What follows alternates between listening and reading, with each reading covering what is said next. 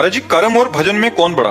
भजन, क्योंकि कर्म नाशवान शरीर से शुभ और अशुभ कर्म होते रहते हैं, और भजन शुभ अशुभ दोनों को भस्म करके सुख ही सुख प्रदान करता है।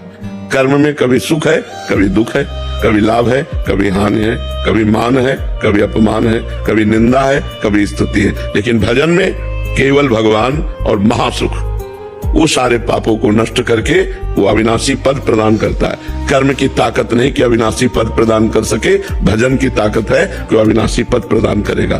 कर्म तुम्हारा अच्छा से अच्छा बनेगा तो स्वर्ग लोक जाओगे, वहां पुण्य भोग कर पुण्य छीने मृत्यु लोके विसंति, फिर मृत्यु लोक आओगे। लेकिन अच्छा भजन बन गया तो भगवान को प्राप्त हो जाओगे। तो कर्म से बड़ा भजन है। भजन करते हुए कर्म करो तो भगवान की प्राप्ति हो जाएगी।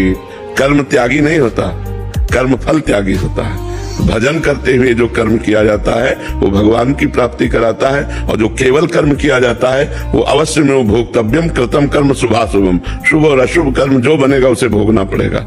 और भजन इन भोगों का विनाश करके भगवत प्राप्ति करा देता है। भजन की समानता तो कहूं कहां लग नाम बढ़ाई, राम न सकहीं नाम गुण गाई।